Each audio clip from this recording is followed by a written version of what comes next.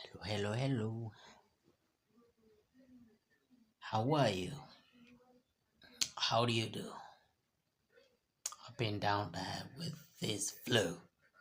I don't know whether it's flu or it's cold. And I'm trying to take medication and it's not, the situation is not letting up. But I'm not the one to throw in the towel. I'm just going to go hard in the paint and do what I have to do to make sure I stay afloat, make sure I stay on top. You don't give up no matter what. This house is invested with a lot of mosquitoes. And in the big 2026, if in your country you're talking about malaria and mosquitoes that cause malaria, just know you're behind. You are one of those people that are one of those people who live in countries that are God's forsaken countries, the shithole countries. And the people the majority of the people who live in those countries, they have the misfortune of having to live there. Imagine having to live in a place that you have called home ever since you were born there. I mean, if it was a lottery,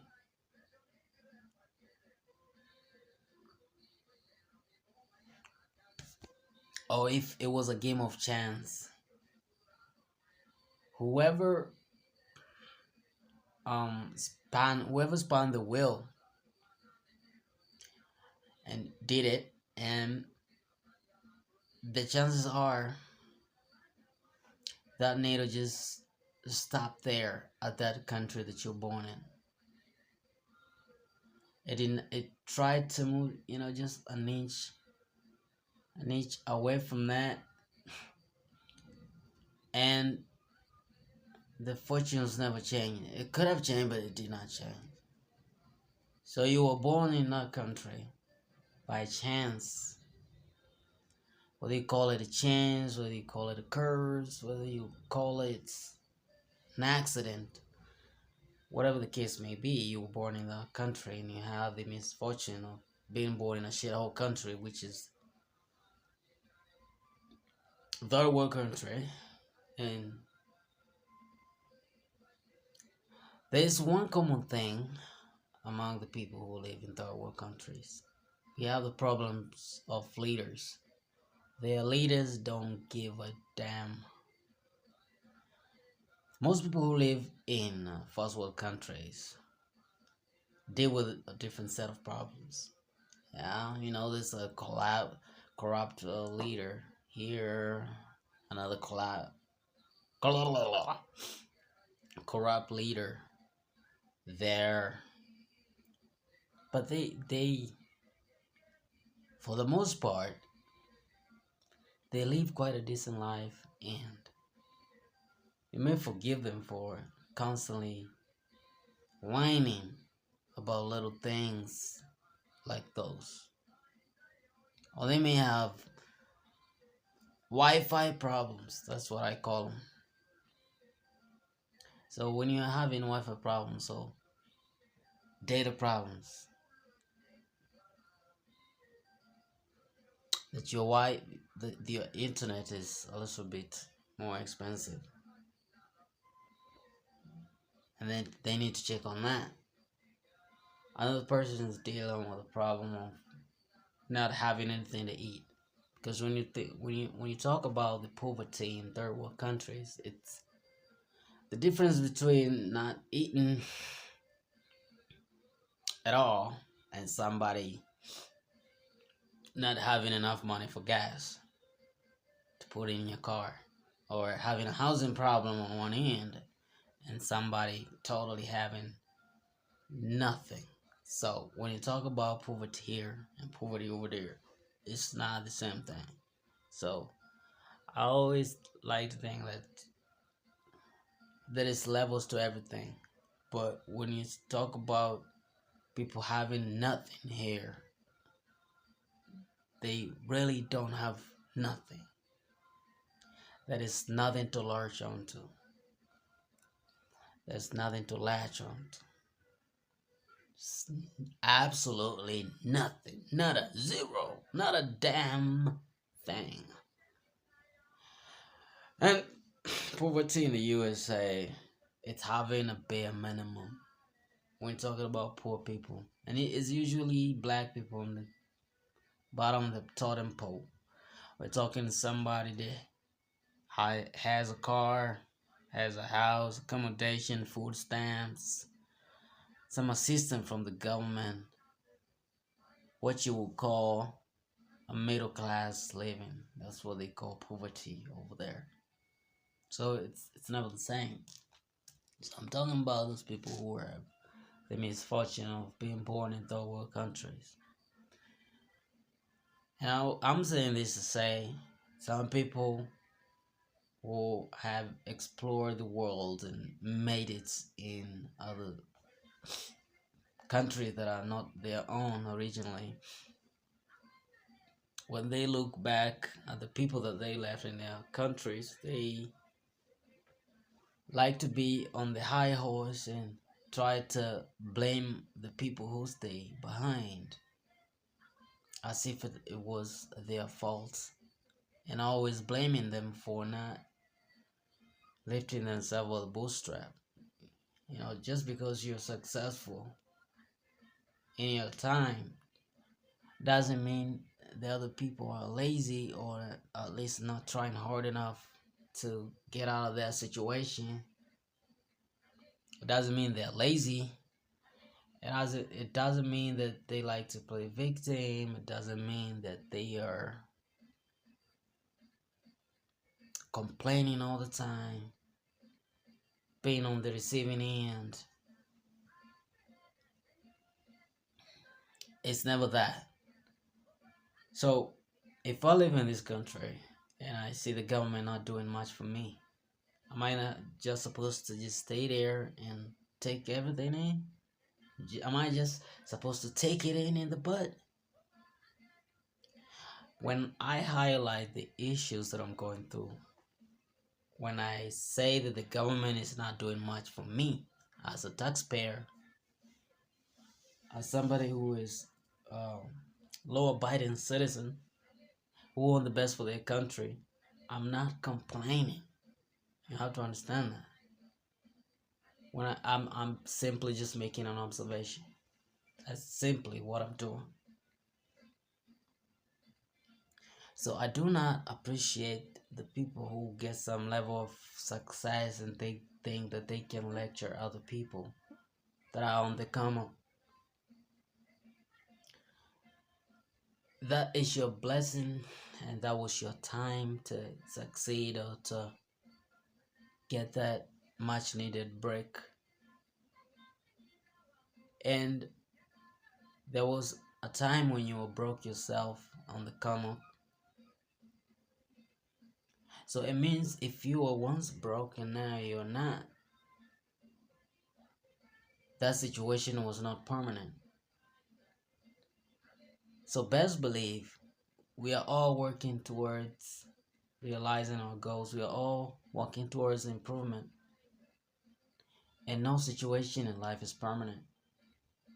Even your current situation, whether you're prosperous today, you have money, you're doing well for yourself, for your life, for your family, that situation is not permanent. It is one thing to get there, but it's also another to stay there. There's so many people who have already made attempts to get there and they were successful in it or had some level of success in it, but they did not stay there for long. So every time I step in the building, every hand go up and they stay there and they stay there. So hand going up is not a problem. Anybody can make anybody get their hands up. But are they going to stay there? Are they going to make you? Are you going to make these people's hands stay there? That's the biggest hack, and most people, quite honestly, they don't have that. So you might think that you have had that hack, you have cracked the system, you have the key to success, you have the key to you have unlocked the key to life, or the door to life. But what are you doing to make sure that you stay in that situation for posterity in years to come? Is that situation permanent? Are you sure you have what it takes to maintain that situation? Do not be on that high horse. High, what do you say? On a high moral high horse. Is that what you say? And think that you can wreck us. We all started together. We all have different journeys. We have different virtues.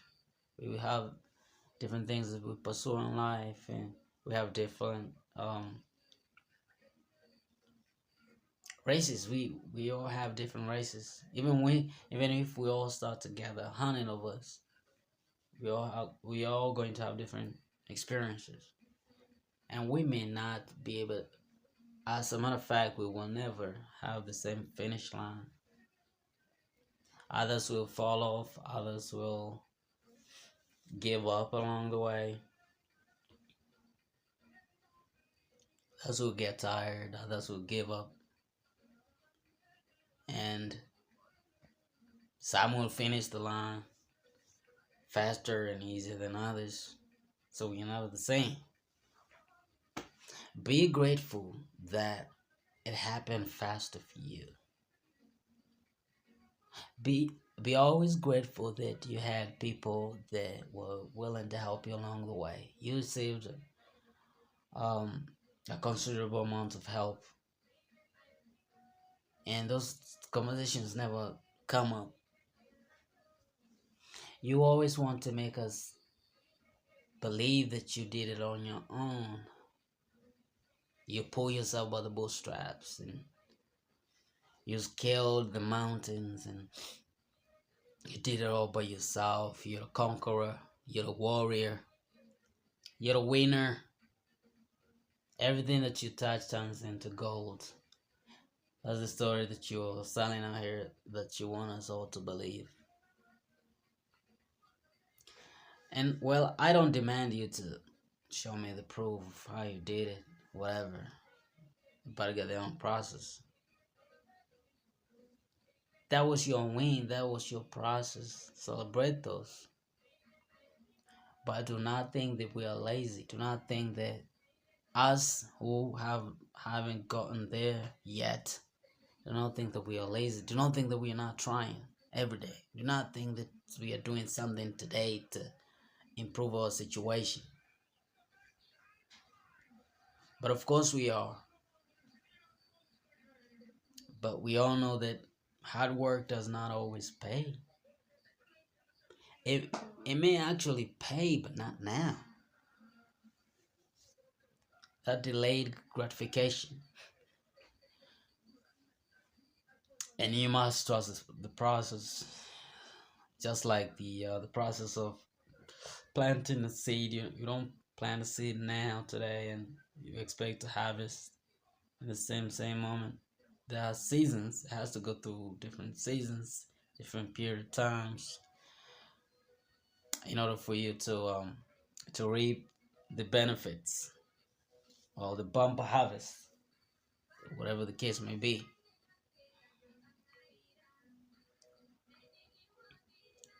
And so I don't know who appointed you in the first place to think that you can advise us or tell us what to do.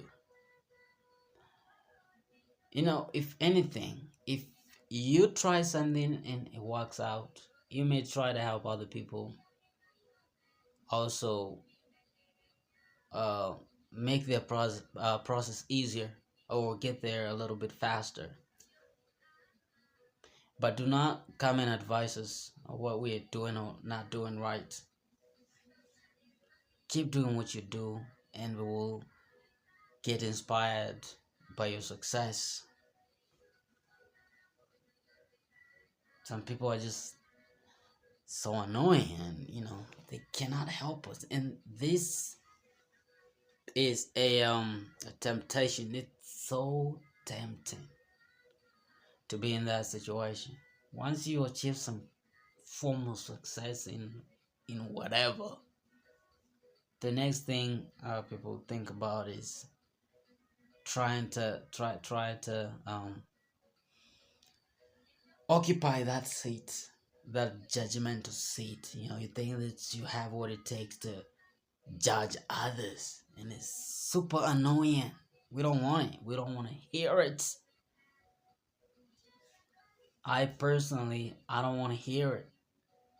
Or when you see me do my thing, you try to correct me. You should have done that. You did it this way, and it's not the right way, and this, that, and all the other.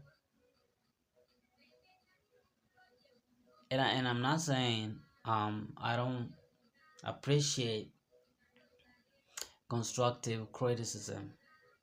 You can give that. You can give me criticism. I'll take it.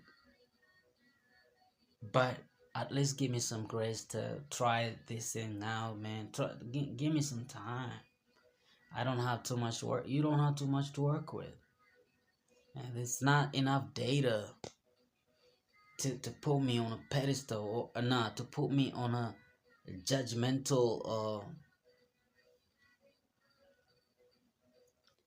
there's not enough to judge me on. So let me jump all the hoops. Let me learn the ropes, and let me fail, and let me fall, and let me pick myself up.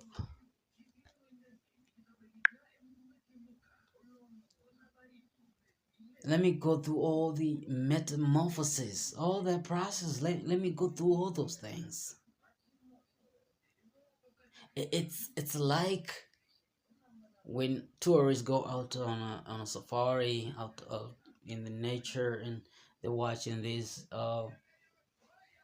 beautiful animals in their natural habitats, and we have the grass eaters and the meat eaters, and all of a sudden there's this burst of action, and there is the meat eaters are on the hot trail of the grass eaters, and there's a hot pursuit, and everything's happening so fast, and the tourist has this big ass camera, and you're capturing all the action.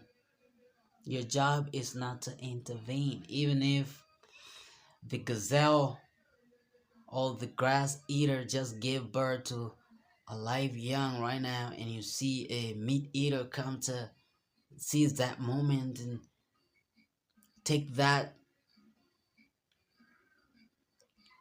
young one and eat it. It's not your job to intervene. Your job is to watch. You don't interfere in that process. That's a natural process, and that's how it's supposed to be. It is self-sustaining process and self-correcting,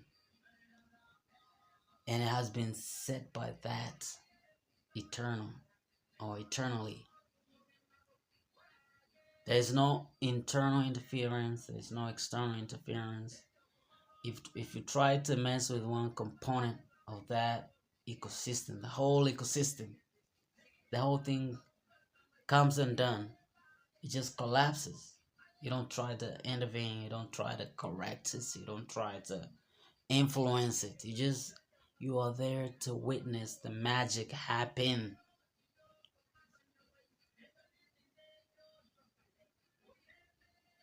That is the message. That's all I'm trying to say. Let things take their natural turn. Do not try to intervene. Do not try to have your external influence on it. And everything will work out as intended.